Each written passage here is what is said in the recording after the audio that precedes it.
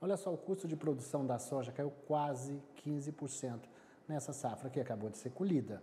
Os dados são do Instituto Mato Grossense de Economia Agropecuária. O que isso pode refletir na próxima safra, hein? Para falar sobre o custo de produção da soja, vamos conversar agora com Vanessa Gasque, gestora do IMEA. Vanessa, muito obrigado pela sua participação. Eu estava aqui agora há pouco conversando com o embaixador Rubens Barbosa para falar dessa coisa toda da guerra na Ucrânia, Rússia, que a gente imaginou que pudesse afetar o fornecimento de insumos para o Brasil. Acontece que ainda tinha esse corredor de exportação, tanto o governo anterior quanto esse governo está tentando manter uma boa relação com a Rússia, o que facilitou para o Brasil para poder plantar. A gente está colhendo a maior safra de soja da história, se não me engano vai fechar aí na faixa de 155 milhões de toneladas. O Mato Grosso é o líder nacional e mundial. A gente fica muito feliz para tratar disso, mas feliz ainda de abordar, porque o que parecia ser horrível com esse cenário de guerra, o aumento no custo de produção, a gente está dando essa informação do IMEA, que reduziu em 15%. Qual foi o motivo para isso? Muito obrigado, boa tarde. Boa tarde, Valteno. Bom, como você, primeiramente, né, agradecer o espaço e o convite para a gente conversar um pouco sobre isso. Como você bem colocou, o IMEA divulgou os dados, né, de custo de produção da safra 23-24 aqui para o estado de Mato Grosso, e a gente de fato observou essa queda, né? Então a gente está falando dessa safra 23-24, que é a que a gente vai começar a semear agora em setembro aqui no estado.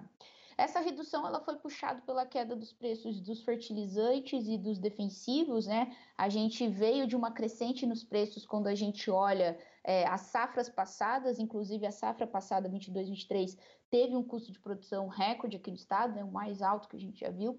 Contudo, a gente viu no início desse ano uma redução nos preços, né? Internacionais, inclusive de fertilizantes e tudo mais. Nas últimas semanas, esses insumos eles começaram a dar alguns sinais de alta, mas os produtores que conseguiram já fechar os negócios, né, no início desse ano, conseguiram aproveitar preços aí um pouco menores, e foi por isso que a gente viu, né, essa redução que a gente está estimando para a safra 23-24. Ainda não é um custo consolidado, né? A gente ainda está num processo de estimativa desse custo, contudo, a gente acredita que vai ter uma redução, né, por conta dessa questão da queda dos preços dos insumos, principalmente dos fertilizantes e dos defensivos. Os fertilizantes representam, né, quase aí mais de 21%, na verdade, do custo de produção quando a gente analisa aqui para o estado, né? Eu vou até então fazer uma correção em torno do que eu disse na abertura da entrevista. Nós não estamos falando da safra passada, nós estamos falando de uma projeção do IMEA para a próxima safra de uma redução de custo da ordem de 15%. Eu tinha entendido que era da safra passada. Agora, essa projeção, ela precisa se confirmar na prática, né? Tudo bem, você deu dados aí da queda no preço de insumos entre fertilizantes e também defensivos. Quem vai plantar certamente já comprou, por isso que esse preço, esse gasto já está precificado, mas ainda a gente tem o plantio, né? Tem que olhar preço de diesel, tem que olhar outros, bom, enfim, tem que ver ainda se isso vai acontecer. De qualquer forma, é uma boa notícia e isso anima ainda mais o produtor de soja, que está trabalhando ainda para recuperar preços, né? Porque o preço da soja ainda não alcançou ainda o que estava há cerca de um ano e meio atrás. Estou correto? Não, é isso mesmo. É que quando a gente analisa o custo, né, a gente sempre olha para a próxima safra, porque agora, a safra 22-23, que é a que a gente finalizou, o produtor tecnicamente terminou de comprar os insumos dele lá em outubro, né, novembro do ano passado. Então, nesse momento, a gente já está olhando para a safra 23-24. A 22-23 que foi quando o produtor comprou esses insumos na alta, como você bem colocou, em questão da guerra da Ucrânia, toda aquela insegurança que estava no momento, que aí a gente está falando do final de 2021, ali naquele período, esse custo da 22-23, ele foi o maior que a gente já registrou aqui no estado, né? O custo total da safra fechou em 7.662 reais por hectare. Já na safra 23-24, que é a que a gente vai começar a semear agora, a gente está estimando um custo de R$ 7.370 por hectare, né? Pensando aí em custo total.